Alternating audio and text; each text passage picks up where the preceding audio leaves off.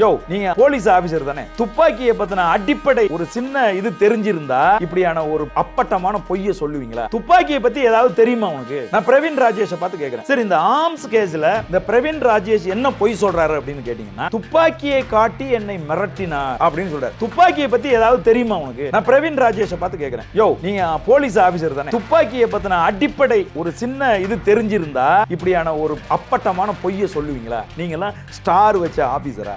இல்லையா உங்களுக்கு? துப்பாக்கினா அதை கீழ இருந்து எடுக்கணும், எடுத்து அதை ஹாக் பண்ணணும், ஹாக் பண்ணி உன்னை குறி வச்சு ட்ரிகர் பண்ணணும். அதுக்கான நேரம் நீங்க கொடுத்தீங்களா அவருக்கு? உள்ள பூந்து போனோனே அடிக்கிறீங்க. இல்ல அவர் ஒப்படைக்கிறதுக்காக எடுத்தாரா? எப்படி லைசென்ஸ்டு துப்பாக்கின்றாங்க?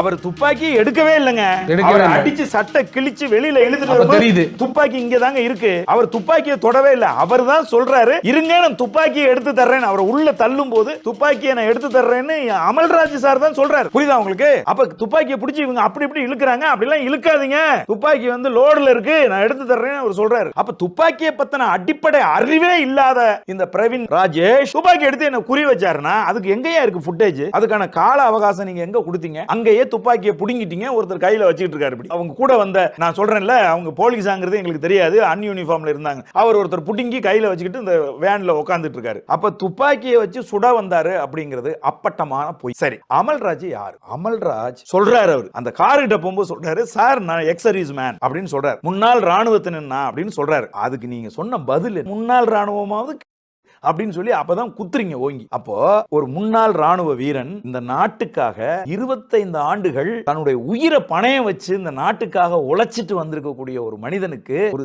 சிவில் லைஃப்ல இருக்கிற ஒரு சாதாரண போலீஸ் கொடுக்கிற மரியாதையா இது? அவர் செய்த குற்றம் என்ன? ஒரே ஒரு குற்றத்தை சொல்லுங்க பாப்பா. அவர் செஞ்ச குற்றம் என்ன? அவர் ஒரு வீட்டுக்கு காவலாளியா இருக்கார். சர்வீஸை முடிச்சிட்டு வந்து ஒரு வீட்டுக்கு காவலாளியா, வீட்டுல காவலாளியா இருக்கிறவருடைய பணி என்ன தம்பி? யாரை பார்க்கணும்? இருங்க நான் என் முதலாளிகிட்ட கேட்டு சொல்றேன் அப்படின்னு கேட்டு அதைத்தானே அவர் செஞ்சாரு.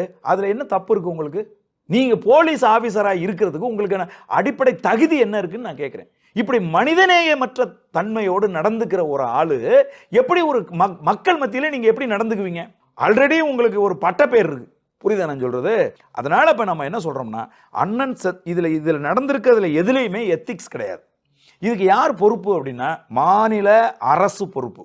திமுக அரசு இதை பொறுப்பேற்கணும். அடுத்தது மாநில காவல்துறை தலைவர் வந்து பொறுப்பேற்கணும், டிஜிபி பொறுப்பேற்கணும். இப்படியான சட்ட நுணுக்கங்கள் எதுவும் தெரியாமல் ஒரு சம்மன் சர்வ் பண்ண ஒரு விஷயத்துல இவ்வளவு மோசமாக கைது செஞ்சு ஒரு முன்னாள் ராணுவ வீரரை அடிச்சு துன்புறுத்தியதற்காக அவர் மீது துறை ரீதியான நடவடிக்கை உடனடியாக எடுக்கணும். அவர் சட்டையை கழட்டணும் ஒண்ணு. அடுத்தது சிட்டி கமிஷனர் மதிப்புக்குரிய ஐயா வருண் அவர்கள் எவ்வளோ உட்கார்ந்து பத்திரிகையாளருக்கு விளக்கம் கொடுக்குறீங்க.